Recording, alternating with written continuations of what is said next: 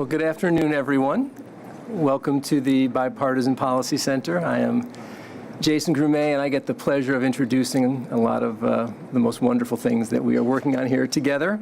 Real pleasure to be with you here today to talk about a project that's really been something that's united the whole of our organization over the last several months, and that is thinking broadly about the American economic experience.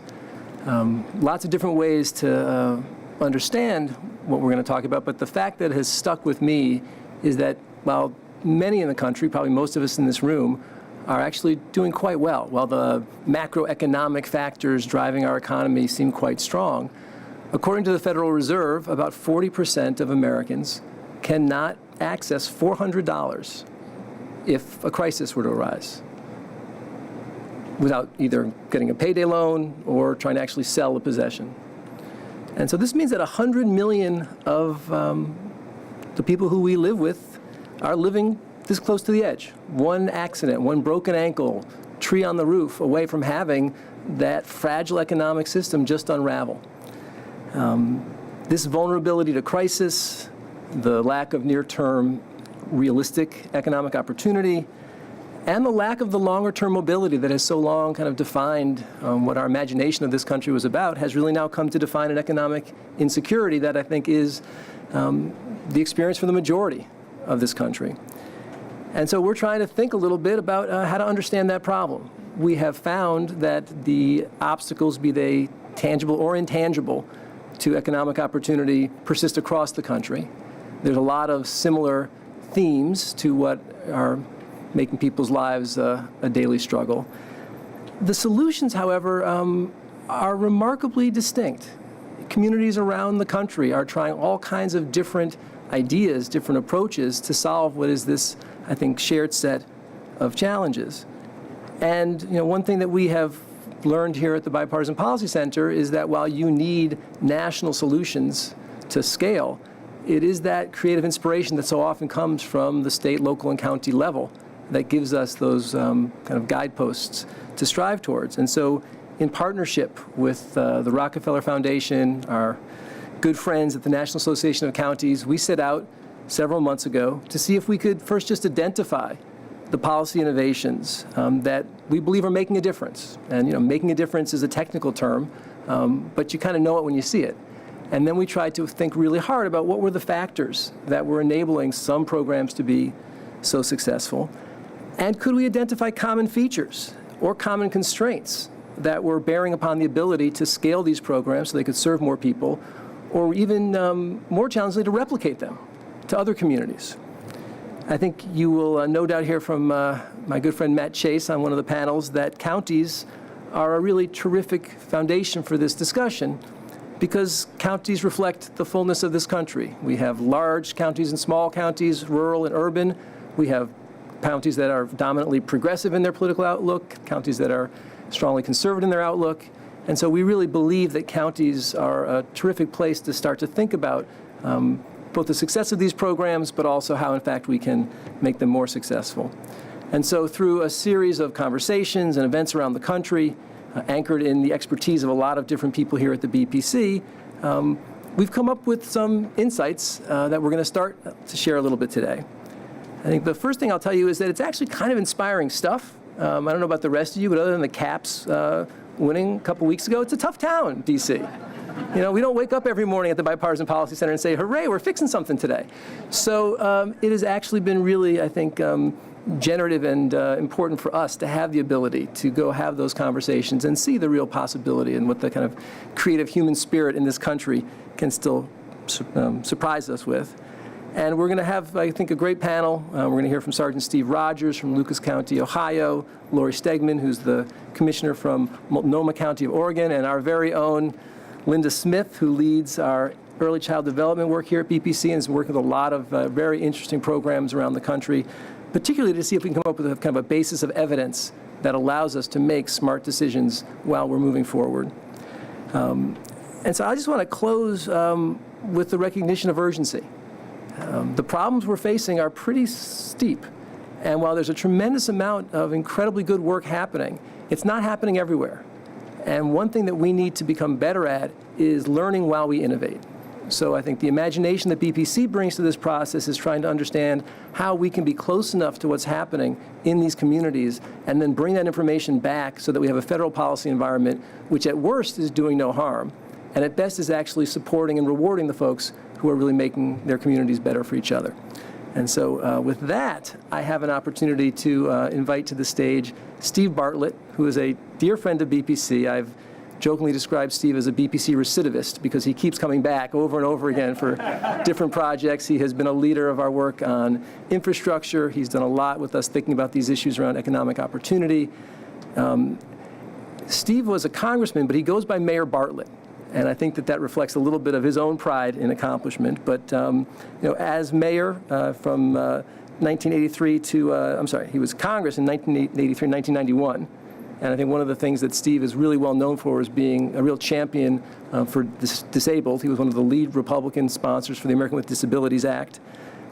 As mayor of Dallas, did a tremendous amount to revitalize the economics of that city and also really focused a lot on infrastructure. I think the affordable housing example that Steve set in Dallas has been a model for many communities.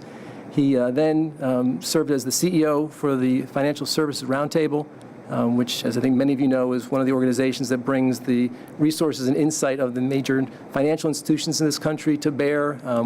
This question of how one gets access to capital to inspire small businesses and entrepreneurs to create jobs for themselves, family, and community is something that Steve's been a real leader on. And he's also on the board of an organization called Operation Hope, which I hope we hear about a little bit, which is one of the more creative exercises trying to bring that kind of financial literacy and capacity to communities around the country. So Steve has served in almost every government function you could imagine in this innovation food chain, and we're really delighted that he could join us here today.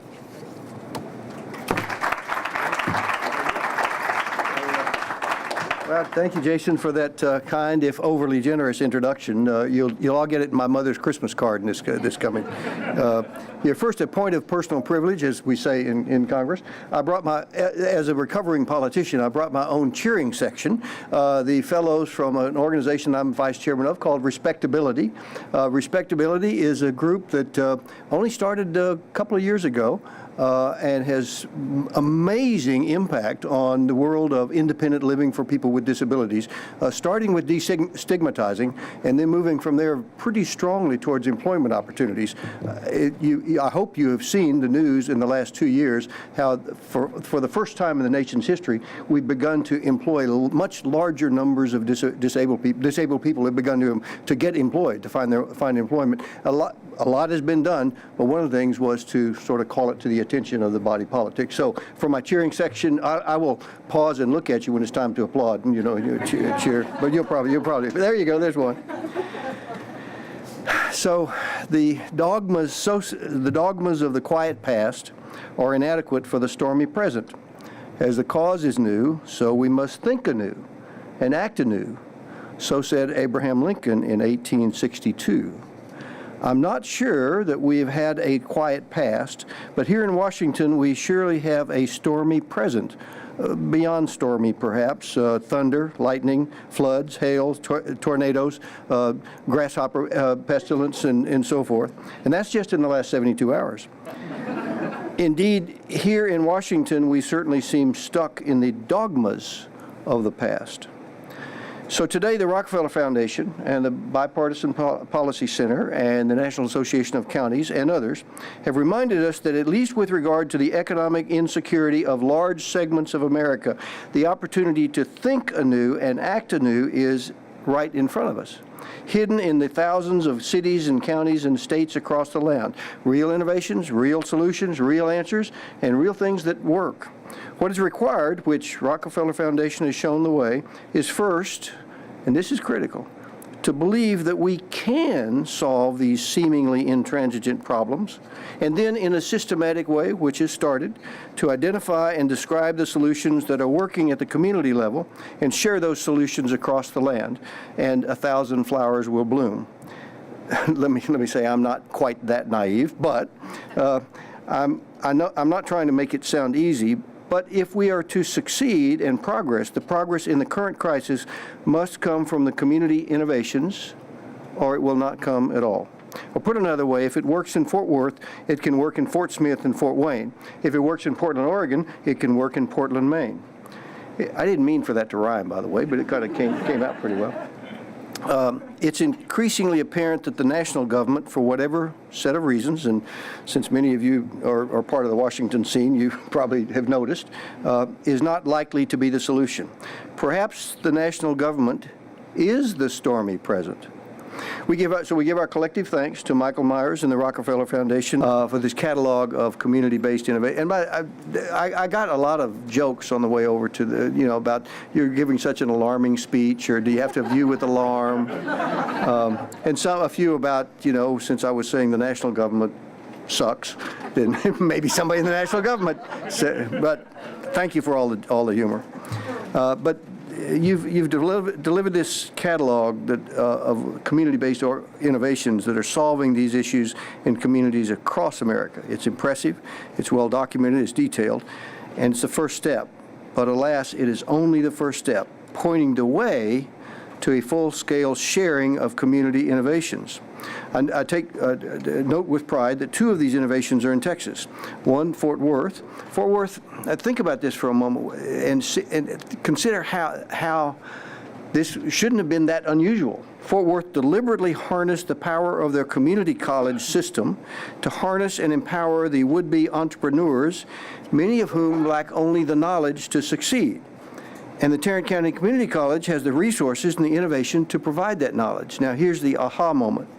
Every county in America has a community college system, and every county in America has enthusiastic and eager entrepreneurs that want to succeed. So Tarrant County in Texas is kind of leading the way for what needs to happen. Dallas was where I was the mayor, with a nonprofit leading the way, empowered the neighbors in specific neighborhoods of some of the highest crime neighborhoods in Dallas to bring together the forces of neighborhood activists, a new city ordinance, which I actually got done when I was mayor, but it finally actually got some traction. A new city ordinance that in fact makes it illegal to harbor a dangerous property. That sort of is a big aha, right, that you need a new ordinance to say it's illegal to operate a crack house in an apartment complex, but we did. But then brought together dedicated pro bono lawyers, court orders, judges willing to issue court orders, and a motivated police department to turn 100 dangerous crime-infested properties into safe havens. The result in those neighborhoods, a 70% reduction in crime in a few short years. Here's the aha. Every city in America has the ability to pass a city ordinance. Every city in America has pro bono lawyers willing to work. Every city in America has passionate neighborhood activists and judges and courts and police departments looking for ways to solve crime. So a blueprint for what every city in America could do now that we know. So I think about my own tenure as mayor of Dallas and my time in Congress, and I have to say, I think the things I'm proudest of are the innovations that directly change people's lives, many of whom were not put into law or in ordinance. They were just innovations. So we had mobile police stations that were paid for by businesses. These are basically RVs converted into a police station. With spotlights and video cameras, and we would park them in front of the crack houses until the crack houses went somewhere else. We built the Larry Johnson Recreation Center in a part of town that had no basketball courts or recreation centers, and we built it with private funds on vacant land that was secured with tax liens. We had a private summer jobs program that privately funded and privately operated that changed the lives of 5,000 teenagers every year, not because it provided them jobs, but because it taught those teens how to interview and dress for success and secure a job and keep that job, which was way more important than the paycheck, although they did get the paycheck also. It was sort of an internship for 5,000 low-income teens, many of whom had lost hope because they didn't know where to turn. Or a Character Counts coalition, I know Pete Domenici is active here, came to us from New Mexico, based on the core values of respect, responsibility, kindness, fairness, integrity, and public service. And that coalition, or Character Counts, was adopted by the city, the county, the schools, the police department, the park department, and most large businesses. In the area of social services, and this was one that was just astounding to me in terms of its impact, taking all the social services that existed, of which there are dozens, okay? We assigned a case management team for intake and case management for the people who are in need of help, who are in trouble, to help solve the whole person in one place: housing, nutrition, transportation, job skills, addiction, health care, and more, that were all operated by separate organizations. Because if a person is in trouble, it's never just in one place or in one need. It's across the board. You can't solve one issue without addressing all.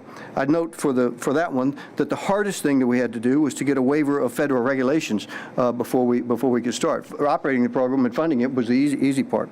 So Michael Myers and your team, thank you for this important, critical first step. This is extraordinary work. We all look forward to the next step and the one after that. You've reminded us of the immortal words of Pogo in 1974. We have met the enemy, and he is us. Indeed, you've reminded us of the reverse of Pogo. We have met the solutions, and they are us. Thank you.